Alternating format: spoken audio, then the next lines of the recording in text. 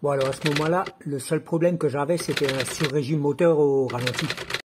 J'ai réparé mon radiateur à l'époxy, il était fêlé. Et donc pour moi, la consommation d'eau, comme il sointe encore un petit peu, ça vient du radiateur. C'est une panne que j'ai eue il y a plus de 6 mois. J'ai réparé dans mon garage qui est très sombre. À cette époque, j'avais pas encore mon nouveau téléphone. Et surtout, j'avais pas ma petite lampe d'AliExpress à 8 €. Je vous mets un lien sous la vidéo. Donc j'ai des vidéos de mauvaise qualité qui sont parties à la poubelle. Donc je vous décris ce que j'ai fait sur une vidéo filmée en extérieur une fois la panne réparée. En premier, j'ai vérifié l'état de mes durites. Et on va voir que je l'ai mal fait. Au niveau collecteur d'admission, qui est en plastique, eh ouais, incroyable. C'est un peu dur de vérifier l'état sans le démonter. Ensuite, j'ai démonté et nettoyé le boîtier papillon. Bon, il était nickel, donc c'est pas ça. Je pensais que ça pouvait venir de la sonde température, donc je l'ai changé. C'est pas ça. Bon, en dernier, je me dis que c'est peut-être tout simplement que les bougies. Donc je démonte les bougies et là, oh, catastrophe.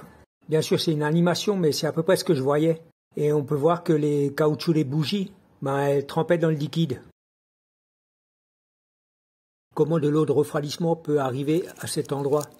J'ai fait une recherche sur internet et à part joint de culasse ou fissure culasse, j'ai rien trouvé d'autre. Donc j'ai pas de fumée blanche ni de mayonnaise dans l'huile, donc j'y crois vraiment pas.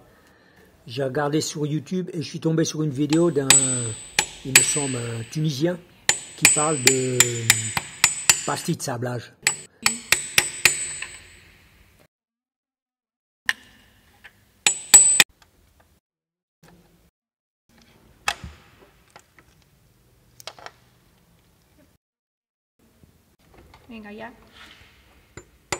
L'outil idéal, c'est un petit tube, quelque chose de plat.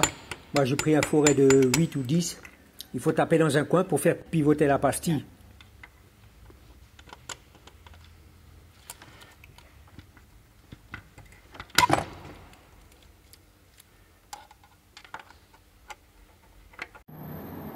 Alors voilà une des pastilles complètement oxydée. Bon, il semblerait qu'elle est faite en acier. Bon, mes nouvelles pastilles semblent d'être soit du laiton, soit du cuivre. Aucune idée. Et je vais les monter avec de la loctite. Ah, et c'est vraiment donné. Ça m'a coûté 1 € pièce. Sans facture ni ticket, j'ai eu l'impression de payer un café au vendeur.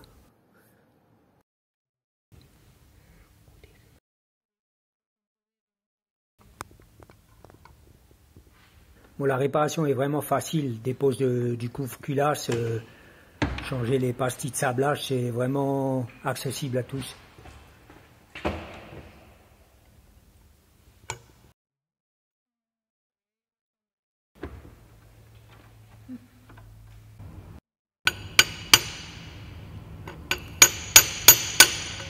Et pour venir enfoncer les pastilles, j'ai pris une tige filetée de 20 pour que ça soit le plus large possible pour entrer dans la pastille pour éviter de la percer.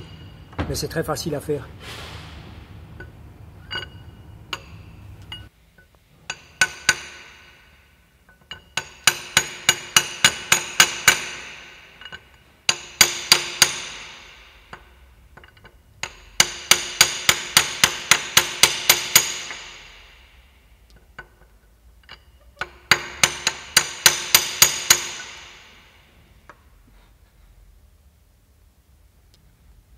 Ok.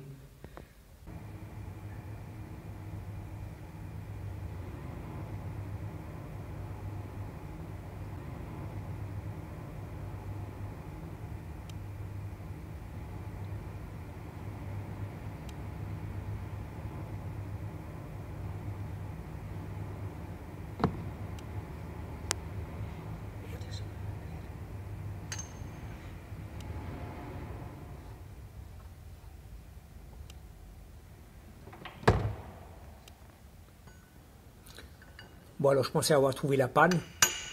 Les bougies passaient quand même dans le liquide de refroidissement. Ben non, le sur-régime au ralenti n'est pas dû à ça.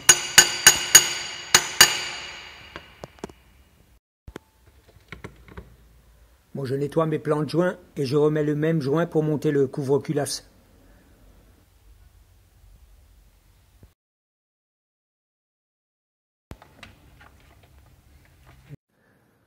Donc voilà le coupable.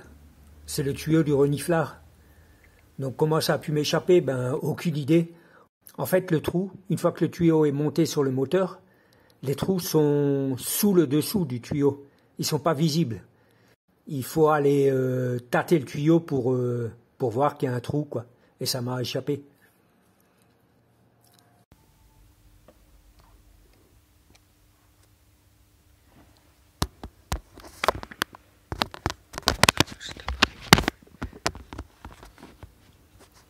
Et pour trouver ce petit tuyau du reniflard, donc il fait connexion ici, sur le bas moteur.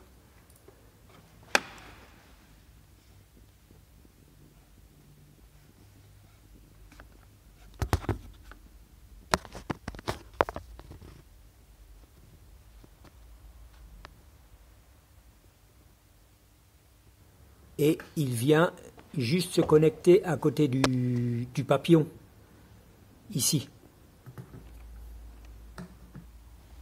Voilà, en espérant que ça puisse vous aider au cas où vous avez la même genre de panne.